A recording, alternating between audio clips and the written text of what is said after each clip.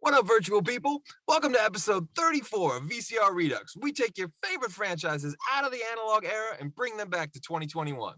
I'm your host, pop culture punk Chris Stiles, joined as always by my co-host with the most, film professor Ian Klink. How you doing, everybody?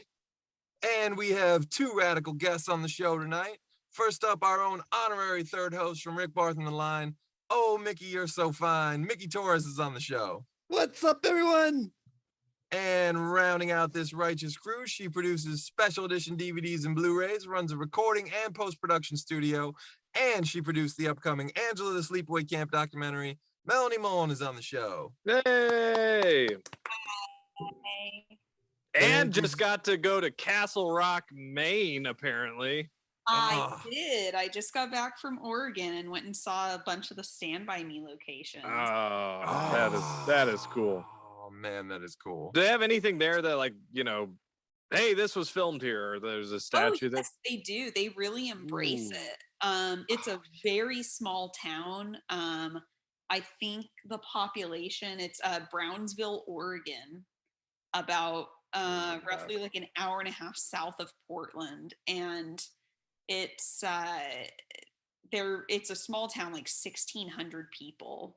So they have little plaques like all over the town. Like, did you know that Stand By Me was filmed here in 1986? And just like all this is, so it's really fun to go exploring in areas where they really embrace the filming location history.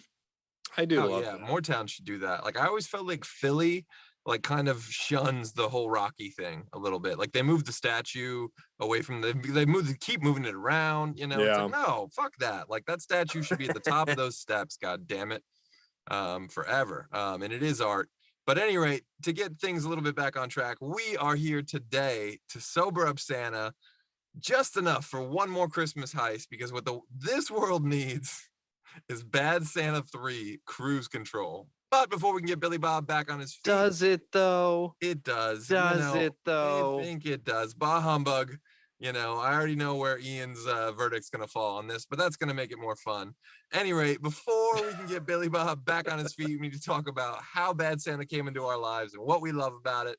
We will start with Melanie, but that also goes for you guys watching at home. Hit us up in the live chat with your Bad Santa stories. So... Melanie, how did you first see Bad Santa? Are we talking Betamax? As usual, I don't remember. Surprise, surprise. That good, I'm right? sure Mickey was on a date. That good, huh?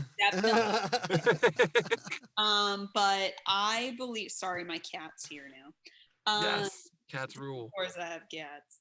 I'm a cat lady.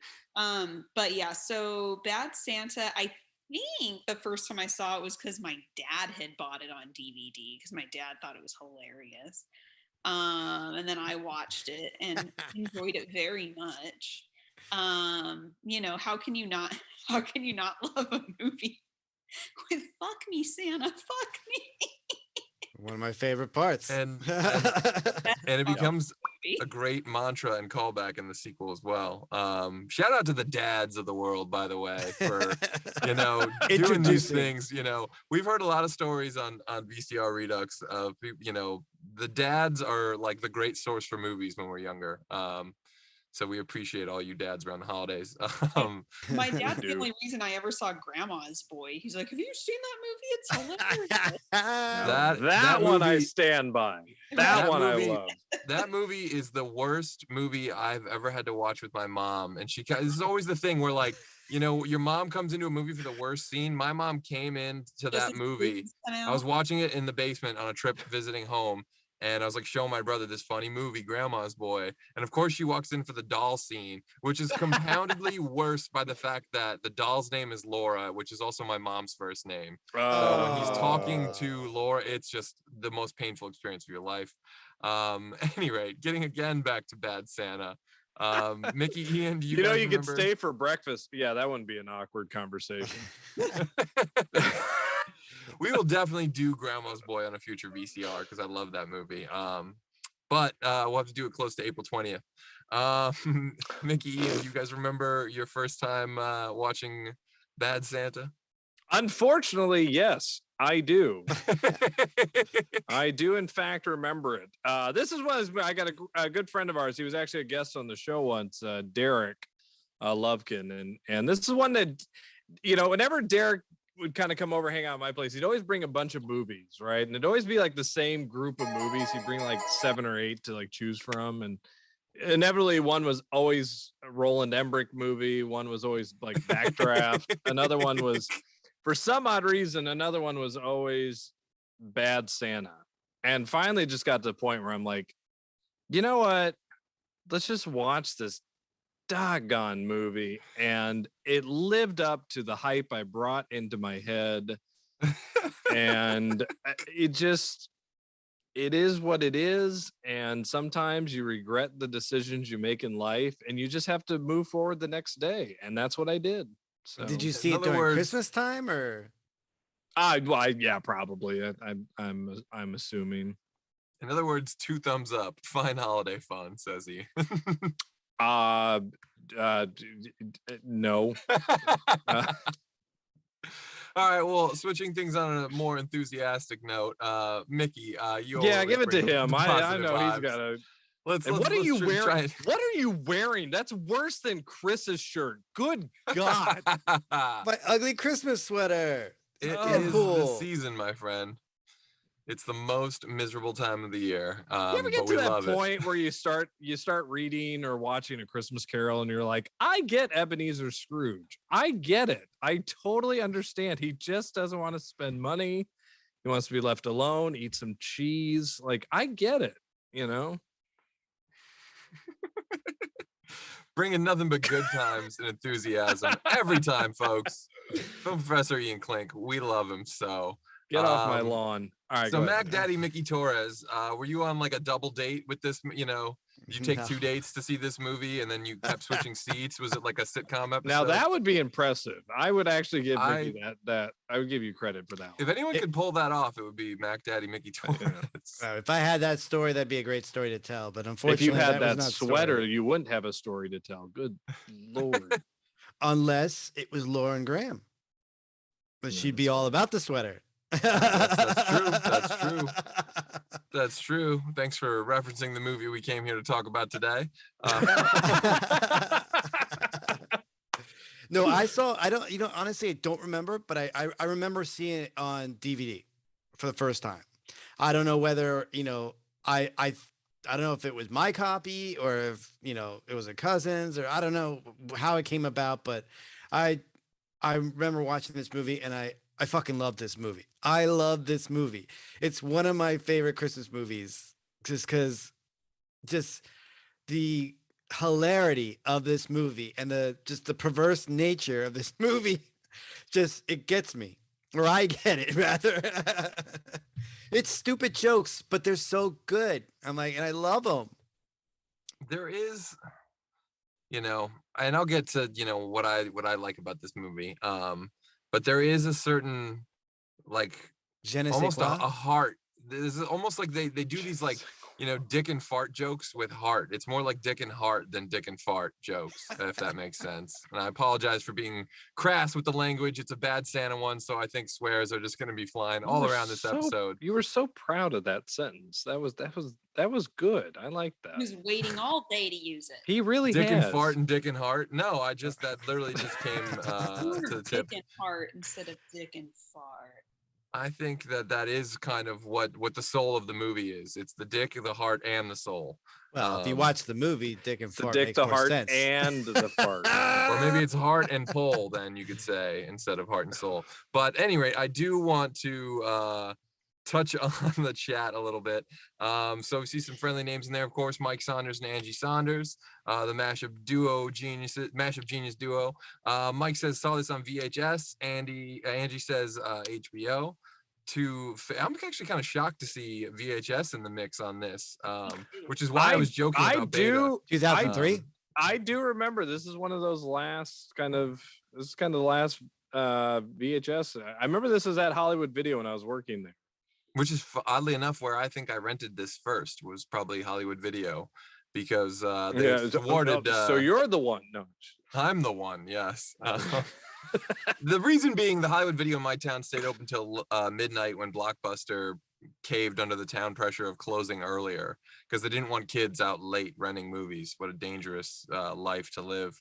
Also in the chat, Damn juvenile delinquents and their I know. rent. We Hey, can't man. have kids Hey, man. watching movies all man. damn night. You got that DVD? You got that DVD? It's contraband, I tell you. Go. The fucking tape machines are gonna start. You got dying. Out to Kill, mother. You got any more of them DVDs? You got them Steven Seagal joints. Also in the chat, Devin Zane. Hey guys, thank you for tuning in. Angie says this movie was awesome. Mike Saunders says the kid was always eating sandwiches. I guess that was Thurman his thing. Merman's. Oh, Thurman Merman's thing is he's I a Thurman Merman. connoisseur about of sandwiches.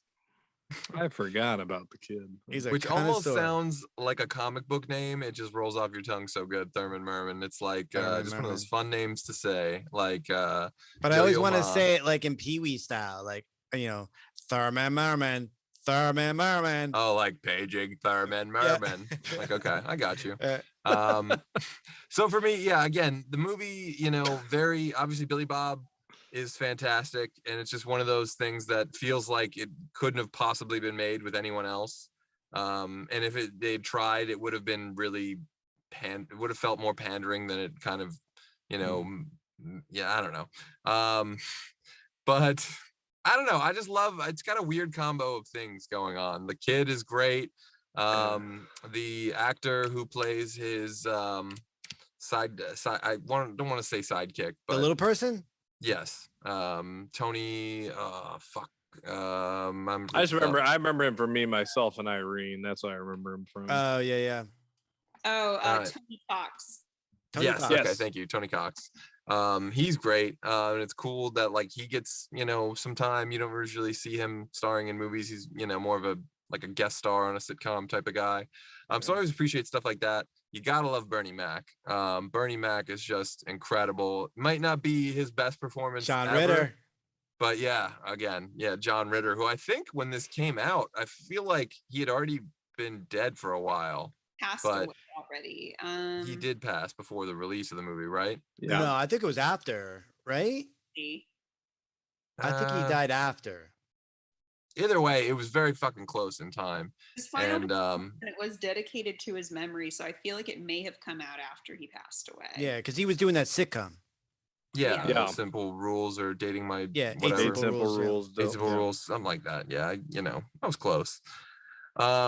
Again, you wish someone like John Ritter would go out with like a home run swing and not like a supporting role. And he kind of has like that's just a not fun role to play. And it was so awesome. I mean, his he was line great when he's, at, yeah. when he he's talking to embraced it. Bernie Mac about like what he heard in the dressing room. Yeah, you ain't Oh, gonna shit right for a while. Great. For That's sure. awesome.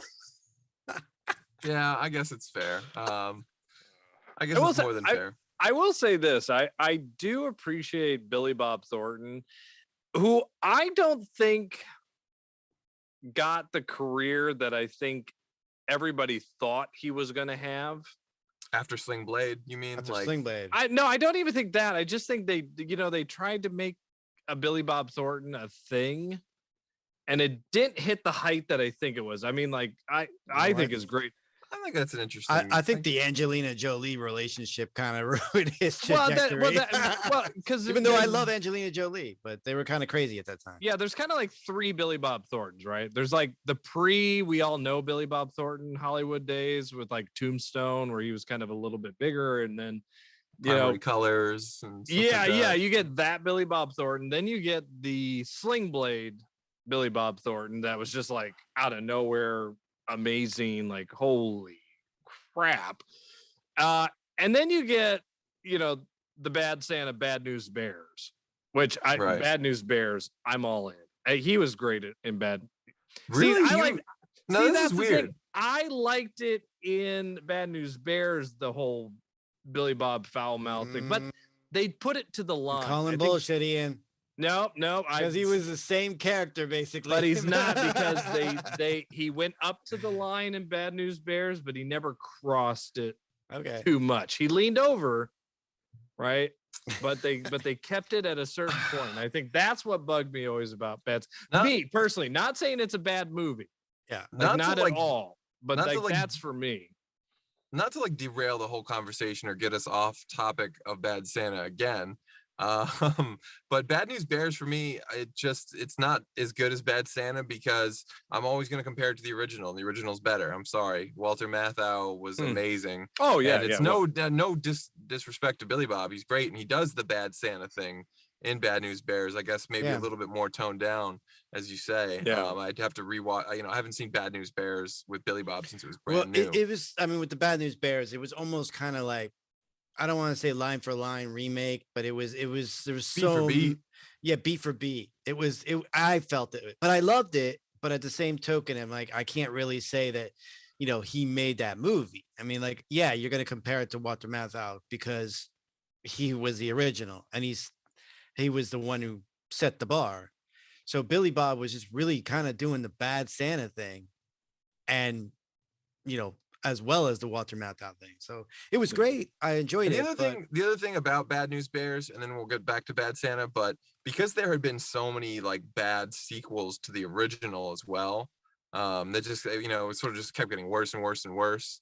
What was it in Breaking Training? I call foul on you for calling Bad News Bears back to Japan. Oh, the Japan one was awesome. That's probably the best one. But yeah, because it's got Tony Curtis. Yeah. I don't you gotta get on the field. That when I watched it, I was so fucking young. I was not aware that that's Tony Curtis. Mm-hmm. But at any rate, Tony Curtis playing Tony Curtis. Getting back to Bad Santa, I what you're saying about like Billy Bob kind of being up here, and then you get Bad Santa. It does kind of feel like, all right, now we're going for like mainstream pop hits and not like industry cred Oscars anymore. But at the same time, there's just I don't know, there's a funness to like, it feels like you kind of cut him loose in Bad Santa. It's like, you know what, just do whatever you want to do, Billy Bob, and like we'll make it work. And he just nails every line, every like disgusting thing that like if you said it, people would be canceling you, but Billy Bob can say it and people laugh. There's something to that. And great, and like you said, great cast. In the first one, you have a great supporting cast. I mean, you have, like you said, you have Bernie Mac, you have Ritter, you have Lauren Graham. You have a great cast. That's like, you're equally like watching like Bernie Mac, which is hysterical in that too. Yeah. Oh, I mean, he's always amazing. Bernie Mac is like one of the greatest gifts this world's ever had, and they just didn't know how to fucking use that guy enough. He should have made like 300 movies in his short time. But one thing that I really appreciate in like, because I understand, Ian, what you're saying, like, do we need more of these? I kind of felt that way going to Bad Santa too. I was like, I really liked that one, but maybe they're going to overstay their welcome with this. But having just watched it right before this episode, I can say that not only did they not overstay their welcome, because we really do, there are just not enough Christmas movies. Like Mickey's heard me say it all the time. Like the holidays aren't always about like hugs, kisses, and turkey dinners for people. So like you need some alternative program. Like you're being bombarded with like Mariah Carey Christmas songs and all this crap that there's like nothing bad with that. Nothing bad with and like A Christmas Story on a loop. Thank you, Mickey. Thank you. And It's a Wonderful Life is now like persona non grata for whatever reason. We need some dark Christmas shit to watch. I agree. So I agree. Not only did they provide another fun dark Christmas movie, but they added to what was great and it didn't take anything away. The whole cast comes back, except now we get the bonus of, Lauren Graham doesn't come back, but they do the James Bond thing where they give him a new girl in each movie. Christina Hendricks. And Christina Hendricks is, no consolation prize. So, they add the brilliance of Kathy Bates being his mom, which I think is just absolutely incredible. And of course, who else could be she's probably too young to be, but other than that, who the hell else on earth could have given birth to fucking Billy Bob Thornton other than Kathy Bates? I want a DNA test to prove they're not related in real life. It's just too perfect. It's another fun heist movie, kind of rinse and repeat.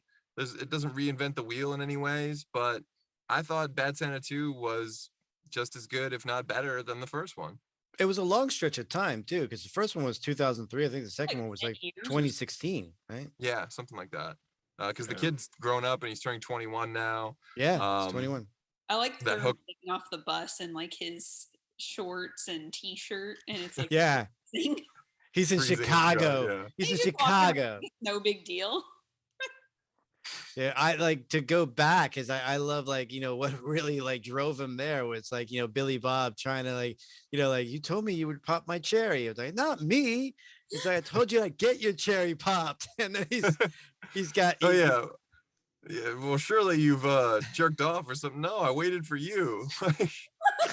Yeah, I waited for you. good. He's like, oh, my friend Ryan was telling me that you just think about your mom and you play with yourself. I'm like, what?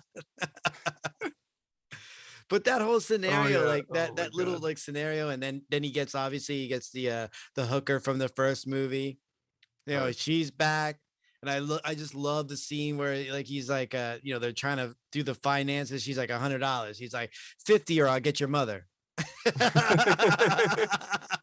God, not a Chris Rock. Oh my God, so good. $4. How about I give you $1.25? Oh man, I would have watched a movie with that character, the negotiator. I know. Would have been great. Oh yeah. I will say that because originally this was supposed to be Bill Murray, right? I never heard that.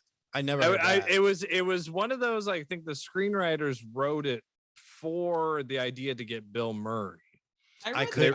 David was in talks to play it, but who else was? Larry David. Larry fucking David, holy shit! I don't know how true it is. This is like, see, I would have watched that one more. But I think Larry David, but he's got curves, so. But I will say this: like, I get why they would have tried to go for Bill Murray in this role, and it's kind of like if you saw that movie Saint Vincent. Mm-hmm. I would say it almost like you want him to open up some Pandora's box of where the buffalo roam type of shit. If you have him do this movie, well, and he kind of did with Saint Vincent. I don't know, Melly, if you kind of he kind of was doing that kind of thing. What about the clown one he did too? Oh, Quick Change. Yeah. Well, what that's I like similar. Well, that's what I'm saying. For me, I would say that's where I think Billy Bob Thornton is the perfect choice, because if Bill Murray was in it, I don't think it would have been as, even him being foul wouldn't have been as shocking. It wouldn't have had the strength behind the grossness. I think Billy Bob Thornton delivers it so well that boom, it's there and you're like, oh, whoa. I couldn't see Bill Murray doing like half of those scenes. Yeah, that's what I'm saying. I couldn't dressing see room scene and all those other scenes, the Lauren Graham stuff. I couldn't see him doing it, to be honest. I'd be curious to read if, because I'm sure they did a different, sharpened up the dialogue when Billy Bob committed to it. But I'd be curious to see what kind of dialogue they had for Bill Murray, because I couldn't imagine they would have gone quite as edgy.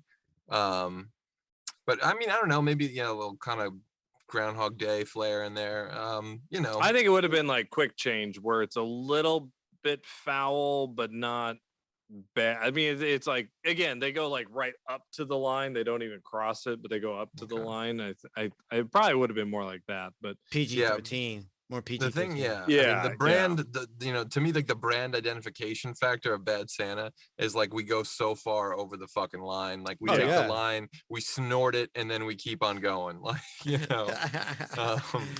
which is great. And because it's also this time of the year, I have to give a shout out to the fact that Bad Santa, in a way, planted like the seeds of Cobra Kai. Because when the creators of the show were pitching it to William Zabka, they're like, it's sort of like Bad Sensei, like season 1, like your side of the show is like Bad Santa, but Sensei, Oh, so yeah, okay. That, it has like entered into our pop culture vernacular in a way that is kind of rare to do. And yeah, it may have just been like, all right, that's, it wasn't a reinvention of the wheel. It was a nice little comedy from 2003. So would you say like this generation's Arthur, maybe? Yeah, that's actually a pretty good way of putting it too. Yeah, an Arthur of the 2000s, which again, another thing they tried to fucking remake. Yeah, it's ridiculous. No, don't have to talk about that. Yeah, let's correct it wrong. That movie actually wasn't as bad as I thought it was going to be. I wanted to go in hating that remake of Arthur, but there's something about that moment when Helen Mirren and him, like in Russell Brand, kind of that bond actually works. You know, it's not Dudley. It's not Dudley Moore or and Sir John Gilead, but it's not the worst. Well, I like Russell Brand, but I'm thinking. Have you seen my car? I'm thinking there's got to be better roles for him to play than the ones Dudley Moore played many years ago.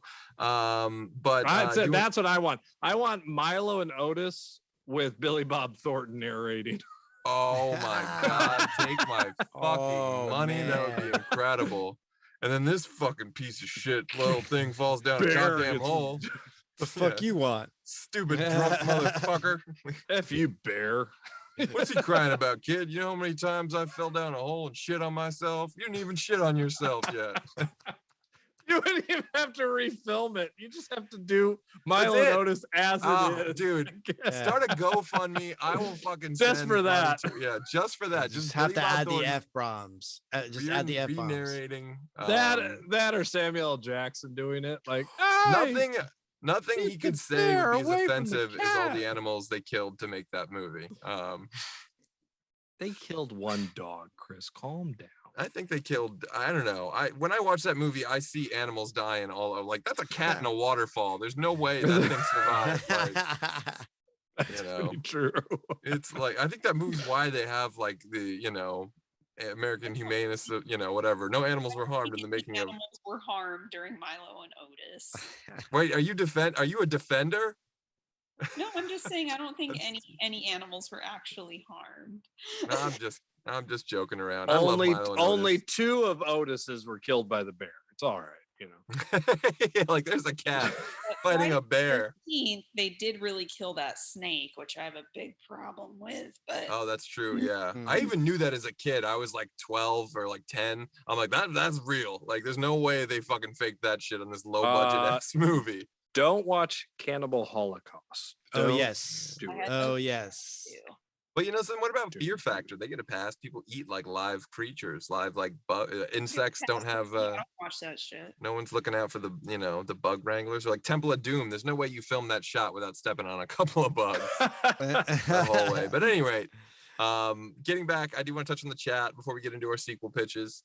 Angie Saunders throwing love to Thurman Merman. That kid was sweet. Twain Lannister, again, our good friends from Retro Fiend Radio, makers of the best canon and martial arts documentaries on the internet, says rented this from the video store I used to work at. There's a great 90s show I grew up on called Hearts of Fire with Billy Bob, John Ritter, and Mark E. Post. That was hilarious. Probably why Ritter was in Bad Santa. That's interesting. I didn't know that. I remember that. Never even heard of that one. Yeah. New name in the chat. Britain says this would have been even better with Nick Cage in it. That's only because everything would be better with Nick Cage in it. In fact, I think we should go back and deep. I would take Nick Joe Cage. Pesci. Here's what we do, right? Like Kevin Spacey's in a lot of important films, but he's canceled. So deep fake all of his movies is either Joe Pesci or Nick Cage, and they're all fixed. It's all fine. Just depending on which one. I would watch House of Cards with Nick Joe Cage's Pesci. with that or with Nick Cage. Yeah, either way. But only if it's like really bad, as if like they just like Well, if it's got Nick Cage in it, then. But only if they like 1992 digitize his face on Kevin Spacey. So like, you want Kevin like the honeymoon in Vegas Cage? Yeah, I want that. Yeah, I want that the flying Elvis. Yeah. I'm all for that. Guarding Tess. Let's have Nick Cage narrating Milo and Otis. That'd be kind of fun. He never says no. So if you pitched him, he'd be like, I love it. No, it's pretty evident. But also in the chat, Britain says, how much did Melanie pay you to make a Cobra Kai reference? None at all. It is the season to get hyped on Cobra Kai, people. New trailer tomorrow. Everyone tune in. Also, Steven Asante throwing some shade. For real? Bad Santa 3? For real. That's what we're here to do. And if you saw Bad Santa 2... I'm with you, sir. Yeah, Ian's with you. But if you saw Bad Santa 2, you'd know that there is plenty of gas in the tank. And speaking of, we are at pitch time, and there are already some in the chat. So I guess we'll lead with those before you guys start diving in. But Angie Saunders says, third one, have Thurman become Bad Santa and have Billy Bob teach him how, or them team up. That is actually way It's different actually not than bad. what I was thinking. And it's kind of what I was thinking. Really? Ooh, you know, it Wow. could be. But I was thinking, I mean, you continue on with the chat before we go, but I want to elaborate on that. Oh, yeah. Of course. Just rounding it out in there. There's some love for St. Vincent.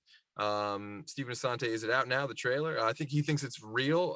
No, Stephen, this is the show we pitch sequels to old movies and stuff like that, so we're gonna try and come up with ideas. Live pitch meeting. Yes, live pitch meeting.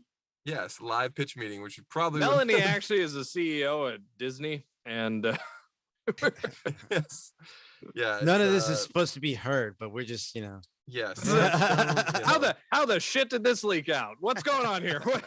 Yeah, wait a minute. This is on YouTube. What's happening?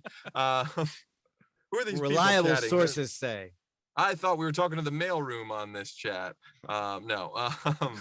So, all right, Mickey, elaborate on that pitch then.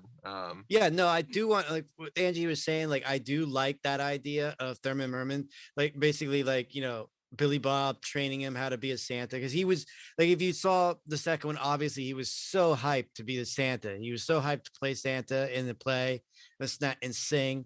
Mm-hmm. But I think you come at it from like a good perspective, like meaning like like Billy Bob's still Billy Bob. He's gonna be a dirtbag no matter what. But he has a heart for the kid. So we have to see the kid grow up finally. He has to become a man. So we got to see that happen. So so he's got to get his cherry popped finally. But he's got to be the Santa and everything else like that. And I think through that, Billy Bob, helps him with that, whatever the case may be. He works at a store because he wants to be like Billy Bob. So he wants to be Santa.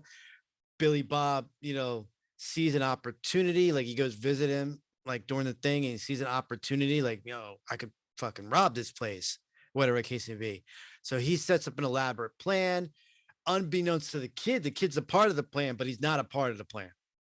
He's just really like, all I need you to do is this, or whatever the case may be. And Billy Bob is orchestrating this whole thing behind the kid's back. So we keep the kid innocent while Billy Bob's still a dirtbag and, banging chicks in the dressing room and doing everything. And the kid is like, he becomes a man, but he's also just still an innocent kid, at heart. I think we go that route. I think we go. I was actually thinking you could cast Jonah Hill as an older Thurman. Yeah. No, you got to keep the kid. Oh, you got to keep the same kid. Well, they already brought him back, grown up, and this too, is true. So it's 21. So the opportunity to recast is gone. But I mean, he does have, he's just like born to play that role. It's like Crispin Glover's George McFly. It's like, you just are this person, aren't you? It's pretty much like he was blessed and doomed at the same time, because now it's like, what else can you see him in? I kind of like the idea of, because, Billy Bob always has this, the character always has this epiphany, at the end. Like he wants to do the right thing because, like he has a soft spot for this kid, no matter how hard he tries to fight it. Because this kid is like the one person in the world who sees the good in him. And so I kind of like the idea of maybe Bad Santa 3, Billy Bob is doing bad stuff, but he's doing it for the right reasons. Maybe, like, for instance, Thurman is getting married, which is actually a really fun opportunity to add in a girl version of Thurman who's equally as ridiculous and naive as him. That's good. Billy Bob's like trying to, Billy Bob's essentially his surrogate dad, and he's trying to help the kid woo the girl for him or something, or tries to, is trying to help him pay to get his, something, just simple, like, trying to help pay for their wedding or something. So he goes back into Santa-ing or whatever. And he's doing bad things, but he's doing them for the right reason. But I like that a lot. I like the idea of bringing in like it's an opportunity to bring in a female Thurman. Yeah. And I think you bring Lauren Graham back too. That would be great. And you bring Kathy Bates back, no question about that. Well, they have to visit her in jail. Because remember, she got 20. Gets out. She either got broke 25 out to or life.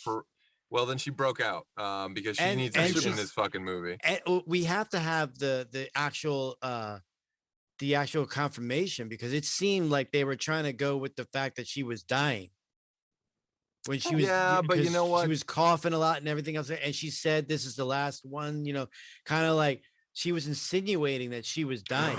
Oh, okay. Here's how you do it. You definitely got to pull a Christmas Carol in there. I know it's overused, but how funny would it be if you have Ghost of like Christmas Past, Present, Future for Bad Santa?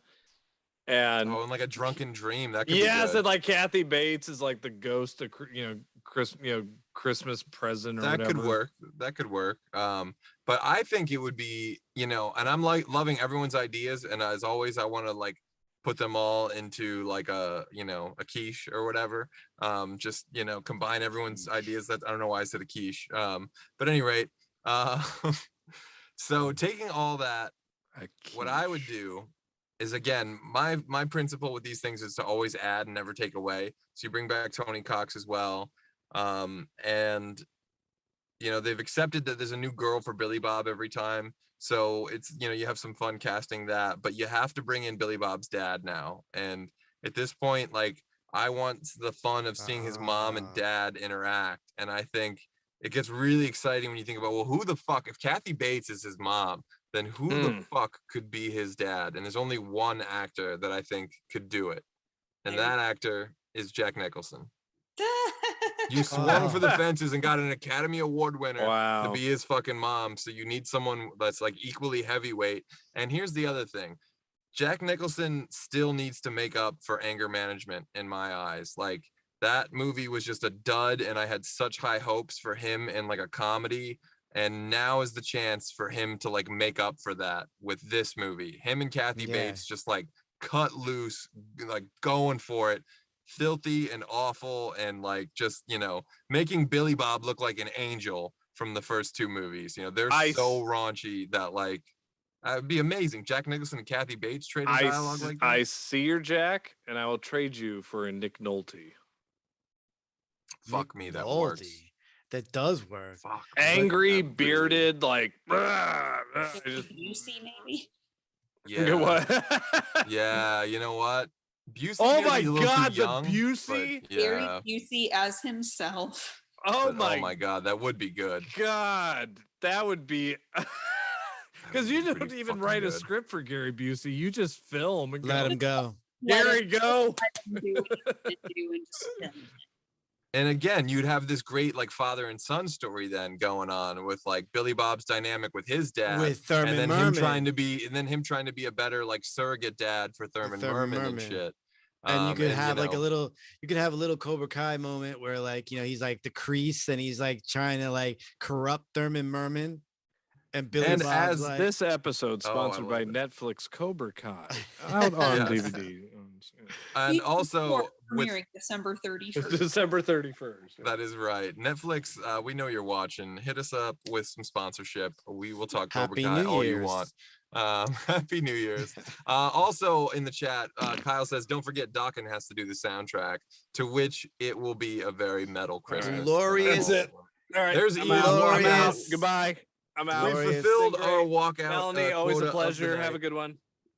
Glorious. Ian is like a basketball player who gets a triple-double every night, or he gets maybe ejected every game, except it's self-imposed. Oh, it's my like God. The fourth quarter, and he's like, all right, we already got this in the bag. I'm out of here. Dokken doing a version of Jingle Bells Rock. Oh, for God's sake. That would roll. Two folks back-to-back walkouts. It is outstanding. Never been done before. Even cooler because should we go for the triple Indy? Oh my God, I love it. I fucking love Here's it. a sample of Dokken's next record. Oh, all right, let's go. Point. interesting point. Mike Saunders says in the chat, Kathy Bates and Jack were in a movie together. They had a hot tub scene, and I think the movie's about Schmidt, right? About Schmidt, yeah. About Yeah, Schmidt. yeah. Oh, yeah. So Yeah, you yeah. know, You'll never get Jack all the though. I'm telling you though, you'll get Nick Nolte, and you'll definitely get the Busey. I don't know. I feel like you Jeff could get Bridges? Jack. Like you get like those guys. Jeff like, Bridges is too young, I think. Yeah, be. I think you get those guys, or like Lloyd Bridges would have been great, but Feel like if you were to put Gary Busey and Billy Bob Thornton together, you'd be bound to have like an on-set altercation. I feel that's also true. Yeah. Well, you want to wait a minute. You want this movie to make it to production, you know, to make it post-production. What about Sam Elliott? I thought about him actually as like one of the only dudes that would have the chutzpah to, like, you know. And he's also very similar looking to Billy Bob. Yeah. And you could see where he would leave the mom. Like he's like he's an attractive dude that she just happened to, like, you know, get lucky. And you could just see him only cutting into Billy Bob, you know. Only if he's long-haired Roadhouse Sam Elliott. That's the only way I'll say. Because you got to have that dirty look. Like that's why I said Nick Nolte. That just dirty, gross hair all over the place. Like, and because the mom calls him at every line in 2, he has to just, his first line's got to be like, "What up, shit dick?" Yeah. Or shit stick, or whatever the fuck it was. Shit stick, right? Yeah. Shit dick, shit stick. I was close. But I mean, so another thing I'm going to throw into the mix, and this is sort of prophetic, is sort of why I called this episode Cruise Control. I thought to take it to a new location, which they've done each time, why not have this on a Christmas cruise? You know, there are all these things, and then you have like Christmas cruise, you know, so you have a lot of fun that you could have just in the environment there, and there's lots of alcohol on fucking cruise ships, and lots of people looking to like fuck and do those Billy Bob things, and you know, that adds, you know, it just feels like a perfect playground for this movie. And a perfect way to sell a cruise too. That's not I mean, like, you know, lots of drinks and lots of fucking. You know? That's a genius. No, wait a minute. That's a genius idea. All right, we're gonna do this movie, and we're gonna charge people to get on the cruise that we film on, and that's gonna pay for the movie. It's gonna be great. Who wouldn't wanna? You're on a cruise, and there's Billy Bob Thornton doing his thing, and when he's off, you know, he's probably gonna be at the bar. So, who wouldn't want to be on that? I just want to know, how do we get the mom and the dad on the cruise? The mom fucking breaks out of jail, and the dad is the one who broke her out. Can't you just picture Kathy Bates, like Jason Takes Manhattaning it, and she like pulls, she's on the thing on the side of the after her prison escape. She got on a little boat, like a little. And The Darkest Side of the Night is playing from Friday 8. The dad's kayaking. You know, it's like literally like. Oh my god, that would be so good. Canoeing. No, it's got to be a scheme. Like that's the whole thing. Like it's got to be somehow to get on the cruise. The dad's they're gonna rob the. Yeah, the dad's doing something that he has to then, you know. Yeah, so they all have to take shitty jobs on the cruise. You know what I mean? I don't know. You know, it's a Christmas. Oh cruise. My gosh, how great would it be? Okay, Thurman is like the dance guy. It's his, you know, he's keeping him the innocent. He's the one that goes around dancing with all the old ladies and like, man, you know, it would be hilarious. Grabbing their butts as they're, you know, dancing and stuff like that. But he falls in love. Or they get him on as like entertainment director, and he's just like terrible at it. Yeah, you know, all he wants to do is serve sandwiches. But you got Billy Bob has got it, you know, again, he's the Santa of the cruise, and he's, you know, it is a Christmas carnival cruise kind of thing. And they're going to the Bahamas and all these other great places. He has some illegal stuff he has to take care of wherever the destination of the cruise is. Oh, that could be good. Yeah. Oh, there's like a drug deal or something like that. Yeah. So he takes a job as the Santa on this Christmas singles cruise. Oh, that's amazing. Perfect. But I want at the end, like Thurman's gotta like after the end they get the money, whatever like that, and Billy Bob, you know, gives him some money, and he opens up a Hungry Hoagie or whatever that hoagie place was. He gets a franchise. Oh, that's a good ending for Thurman. Yeah, he gets to own his own franchise, his own sandwich shop. His own Oh, sandwich. Thurman could be on the cruise with him, and that's where Thurman meets Lady Thurman. Who's that? Lady Thurman could even be the daughter of the Hungry Hoagie franchise head. Oh, that's And- that's cool. I like that. So he literally becomes like the, And then, like it just a perfect setup. Like she's sitting there and she's just like eating a sandwich or whatever like that, and he sees her and he's like, "You like sandwiches? I like sandwiches too." Only if you have a Marvel after end credit scene where it's like him doing a commercial for the actual Hungry Hoagie. But then like everybody works there now. Like Nick Nolte is, freaking janitor in the background of this Hungry. Like he hires everybody. Oh, that'd be great. Oh, super happy ending. I love it. And of course, Wayne's World. come to visit Santa on the special, and there's Billy Bob Thornton. Like, God dang it. Yeah. Not this again. Okay, so here's a wrinkle I'm gonna add then. Billy Bob. So this girl, her dad is like the Hungry Hoagie guy. Maybe he's either divorced or he's still married, and his wife fucks Billy Bob. And they have a romance because someone has to be the Lauren Graham, Christina Hendricks, and who is that person? Who could play? Who's the new babe? Who's the new Bond babe for Bad Santa? The wife, or like I mean like who? The what heiress actress is to what I'm saying, the Hungry Hoagie. Do you know? I think would fit well if they could ever get her to do a movie. I think this would be perfect. But Chelsea Handler. Oh, interesting. Her and Billy Bob. I don't know if that would ever work, but I don't know. Yeah, I mean, you gotta have somebody that can. I could see it. You gotta have somebody who matches up against Billy Bob. That's going to be a challenge. Chelsea Handler could also do you could believe her being very wealthy, divorcee or very wealthy, wife, very waspy. Yeah, I could buy that. Jane Seymour. That's it. I want Jane Seymour as one of the older ladies on the cruise. I always want Jane Seymour in every movie. She's amazing. I know you're watching, Jane. Call me sometime. Not with that shirt. The shirt is life, and it gives me all the power I have, which is practically none at all. The shirt is full of life. It's called fungus. So another interesting question: who could play the female Thurman, or do you have to cast an unknown? Be like Rebel Wilson or something. I don't know. Well, I think Rebel Wilson, like could be the new Lauren Graham too. Who's that SNL girl? She does the jeans commercial now. Oh, Bryant. Yeah. That'd be a good match. I could see that for sure. A lot. But she got that SNL cred, so she could definitely pull the foul. Because you got to have the one scene where the foulness comes out of the innocent. Just for Thurman to be like, "I love you." I can just imagine Thurman being like, "Should I get us some sandwiches?" And she's like, "I love sandwiches." Yeah, exactly. That would be good. My dad Dreamweaver. My dad owns Hungry Hoagies. And not to overstuff the movie too much, but I think, and this just occurred to me, and we have some time. But I just thought, what else could you add? Folks, we got 10 minutes left. What else could you add? What else could you add to make this even more fun? And then I thought, what if he's got a sister? What if Billy Bob's got a sister? And what if his sister? We're going too crazy there. Gina Gershon. Would you say Gina Gershon? Yeah. Gina Gershon. My God. Anything with Gina Gershon, it would be amazing. Gina Gershon should be the divorcee. Exactly. Or the wife of the Hungry Hoagie guy. She's incredible. But I actually was thinking Amy Sedaris at first from Stranger with Candy.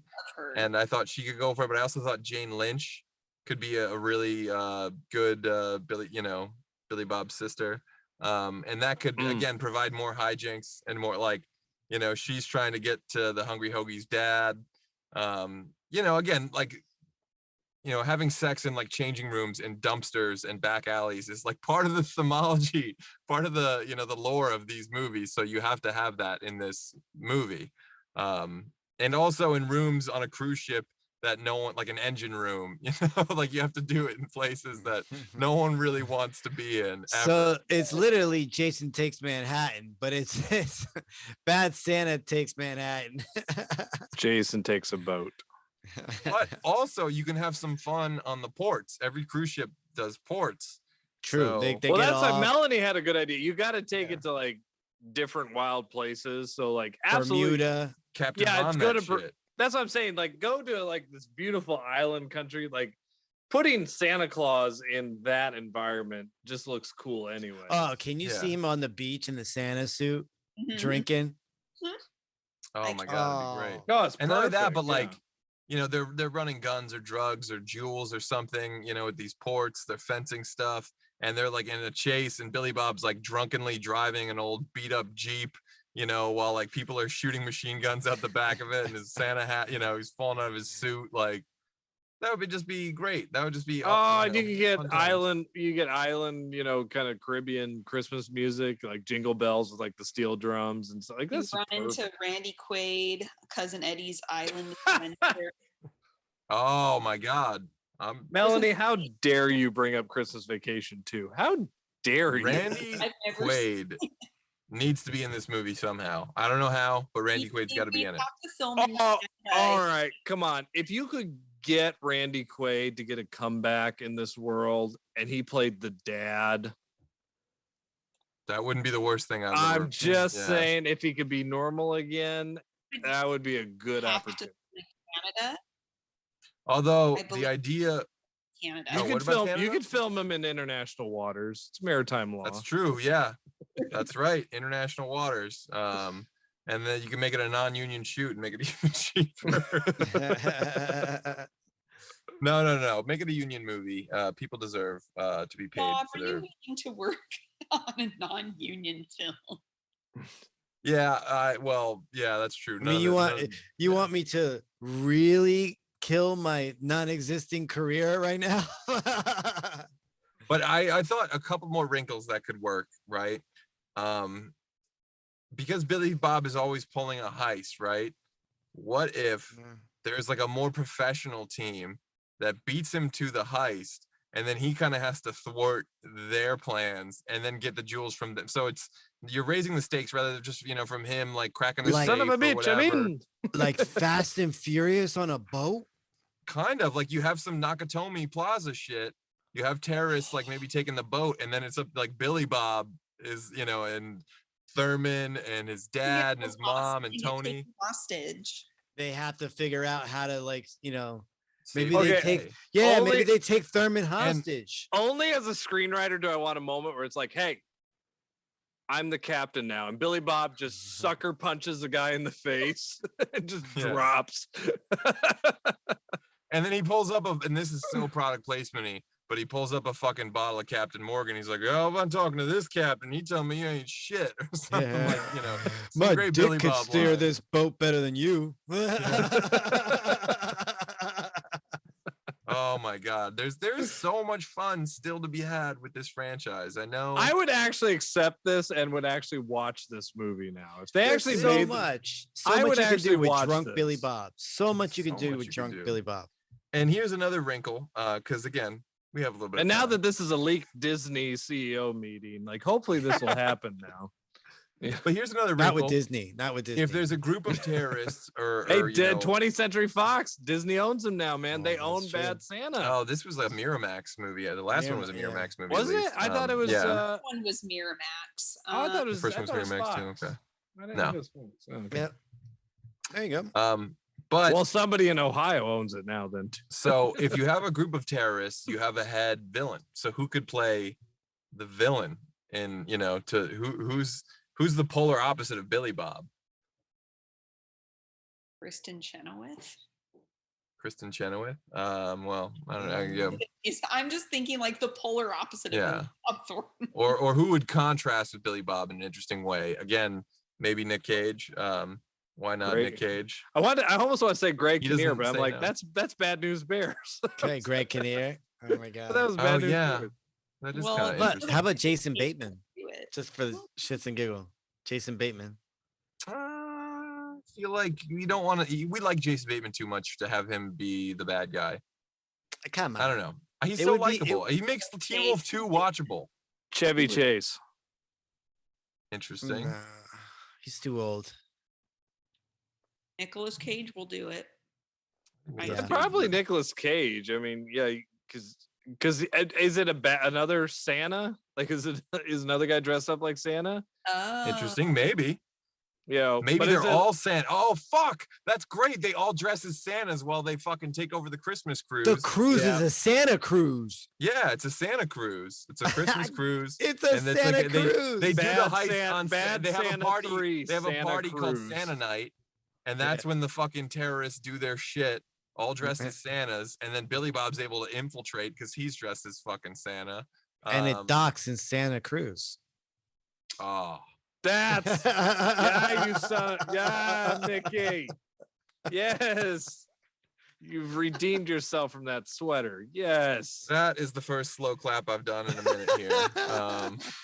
There's some talk in the chat though. I don't want to anyone leave anyone out here. Angie Sona says maybe Steve Martin could be Billy Bob's dad. That's an interesting thought.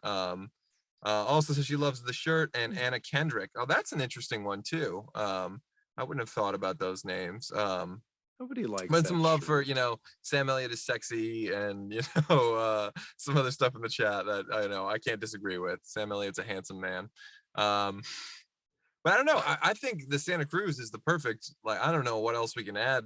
Is there another cherry or layer we can add to this? I'm still trying to think of a villain. I'm still thinking we don't have a good enough villain though yet. I think we haven't matched the villain. Nick Cage works.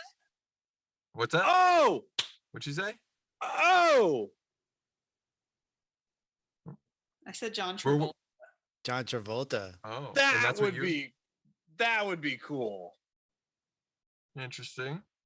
Yeah. Yeah, I mean, it's got potential. Oh, you know what? This occurred to me. Go big.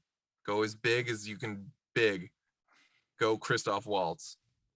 Just a refined accent German, and again, like him going like, well, perhaps you're interested in the mechanics of how we were able to organize this, perhaps I'm interested in you shutting the fuck up, like that would just be great. I feel like their chemistry would be off the charts. Or Gary Oldman. Gary Oldman's always great. But I think Christoph Waltz. Let's just start bringing in the Oscar winners to. Exactly. What's the No Country for Old Men? Javier Bardem. Oh, amazing! Fucking incredible. Fresh off of being the Ricardos, Javier Bardem. Let's just swap. Let's swap how Under Siege was. You give me Steven Seagal as the bad guy now. Okay. Steven Seagal in a Santa Claus outfit. Come on. I'm so down. And especially if Billy Bob gets to make fun of him for being fat now. Like, you definitely got the fucking gut for Santa. Yeah. Maybe that fucking spray on hair you do and some fucking slap fights. That shit might work down in Malibu, or whatever, there's potential there. What about Mel Gibson? He's got that beard now. Already. In what was it called? Fat Man. Oh, Fat Man. Yeah, he did. Yeah. That's right. Yeah, same reason you can't go with Kurt Russell for that matter. Yeah, you wouldn't want to ruin that. It was Tim Allen. You wouldn't want to ruin that either. I'm telling you, Bad Santa 3, I can get Jack Nicholson and fucking Javier Bardem. The one movie to get Jack Nicholson to come out of retirement after 10 years. Bad Santa incredible. 3, Santa It Cruz. would be. Yes. Oh my God. Santa Cruz Control. That is the perfect title. Well, I guess that just about does it because we are almost out of time. But of course, I do want to give you guys a chance to plug anything you got coming up in the works, in the pipeline. Melody, we getting any closer to release dates on Angela? I have to keep asking because I'm a fan. You know what? I wish I could say yes. We're just still, waiting for, it's still a matter of, people being comfortable doing in-person interviews and it definitely will be done. And it's going to be great. It's just taking a lot longer than we had hoped because of COVID. But if anyone needs to, mix a show or record some voiceover in LA, give me a call. That's right, everyone watching. You're not gonna find finer work. So Mickey, Ian, anything coming up in the pipeline? Yeah, I just posted today a really awesome article on a great 1977 Canadian bacon slice of happiness called Starship Invasions. So do take the Bad Movie Challenge on Fandom Spotlite. It'll definitely not be worth your time, but it's a classic film. So go ahead and read my new review on that heavenly out of this world film. I love the dramatic pauses. You like that? I walk in that. Yeah, that was quite nice. It's like he was reciting lines from The English Patient. Words cannot describe Mickey's favorite movie. I love how like The English Patient and Dokken have found a way to creep into every episode of this show because of your guys' hatred. They're the new Eddie McCruisers 2. But Mickey, anything in the works? Are we close to Rick Barth and the Line playing out? Not just yet. I think we have tentative plans to go in the studio in June. So hopefully that comes to fruition. Obviously, like Melanie said, COVID.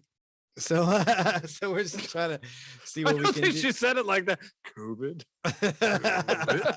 COVID. Well, the thorn in all of our sides continues. But I'm also, working on a cool pro wrestling show coming soon with Horror Movie Graveyard. Yeah. Over at Hardcore Graveyard. I'm looking forward to that one. Yep. Very much. Well, in the meantime, you fandom fans might want to tune in to Tuesday's Fear the Walking Dead Reactor panel featuring our very own governor, Captain Kyle. And of course, we want you to tune in next Wednesday at 9 p.m. and we take the VCR over to Nakatomi Plaza for our Die Hard episode in week 3 of our 4 weeks of Christmas on VCR Redux. There's only 3 Die Hards. That is correct. We're gonna redo the 4th one. It's like Leprechaun. 4th one. Yeah. You stop at 3. 4.2. No, you go to the hood, sir. Well, he goes to the hood in the 3rd one. Yeah, Die Hard in the Hood. There we go. Which is great. I love it. Anyway, as always, if there's a particular movie or TV franchise that you want us to cover on a future episode, let us know in the comment section on YouTube. And since you're already doing that, you might as well go ahead and like, subscribe, and follow Fandom Spotlight, Rick Barth and the Line, the Hollow Knight Network, and Pop Culture Punk. And keep your eyes and ears on the lookout for Angela the Sleepaway Camp documentary. Till then, back up those Betamax, rewind those Laserdiscs, and we'll see you at the movies.